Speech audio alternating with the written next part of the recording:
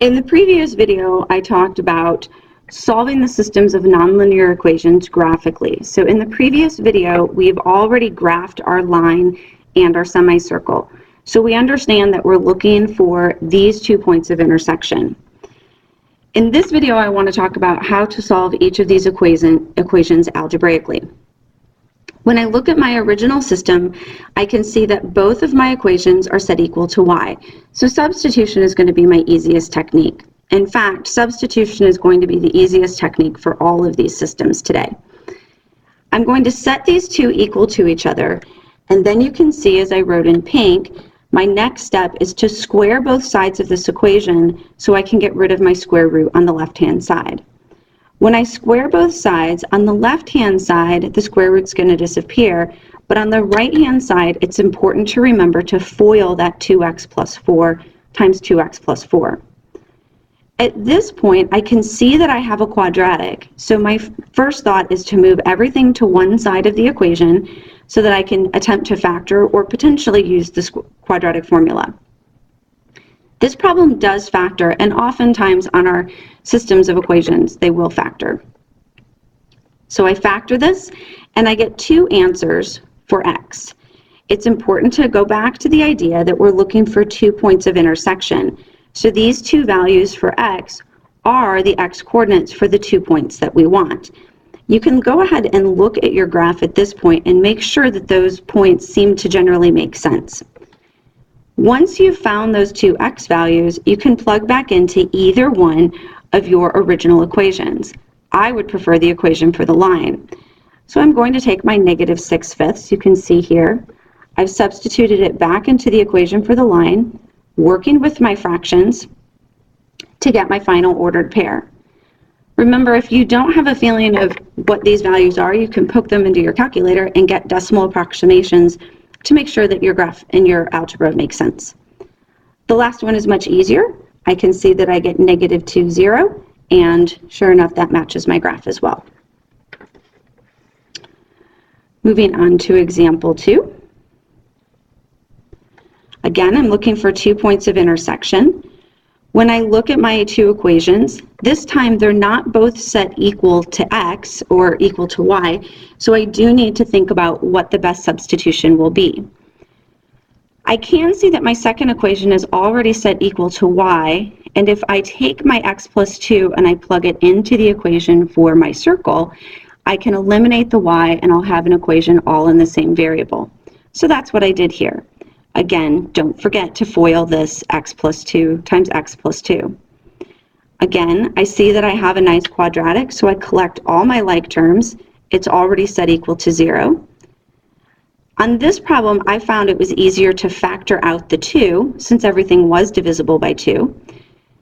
Then I could easily factor the remaining piece, and I got my two answers for x. Again, look at your picture. You can make sure that those two values for x make sense. Once you've confirmed that those two x values make sense, plug them back into either one of the originals. I prefer the line, but you could use the circle if you wanted, and go ahead and find the remaining parts of the ordered pairs.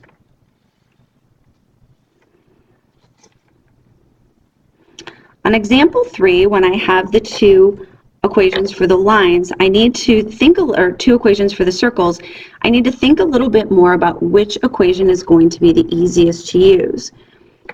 What I notice is that in the second equation, I have y in two different places. So I'm going to keep my equation in terms of y. So I'm going to take my first equation and solve it for x squared, because I can see that both equations have that nice x squared. So that'll make a good substitution. So I get x squared equals my 8 minus y squared, and I can do that nice substitution right here. The nice thing about this particular problem is after I do that substitution, my y squareds disappear, they cancel each other out, and I'm left with a very simple linear equation. Moving on down, I get one value for y this time, which makes sense when I look at my graph. I can see both my points are about lined up. Remember, graphing is not the most precise, so yours might wiggle a little bit. When I take that y and I plug it into either equation, this time I preferred the first. It had just a little bit less work to do. I got x squared plus 4 equals 8. As I go through and I solve that, I get down to x equals plus or minus 2. It's common to forget the plus or minus 2 here, but you can catch yourself on that error by going back to your graph and remembering you need to have 2 answers. So that'll help you remember that you needed to have that plus or minus 2.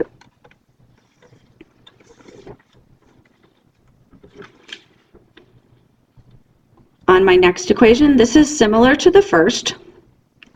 Both equations are set equal to a y, so simply setting them equal to each other is going to be the fastest method. Again, I have a quadratic. Move everything over to the left-hand side, factor and solve.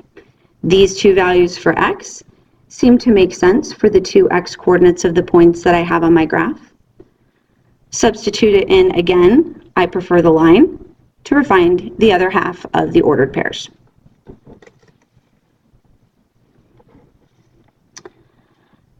Example 5 was the unique one because we were specifically looking for 3 points. This was the only time that we saw 3 points of intersection.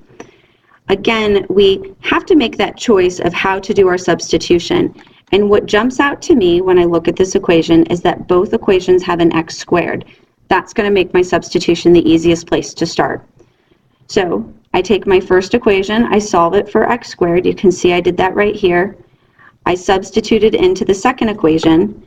This time I do still have a quadratic, but again, it's going to factor nicely to get 2 values for y.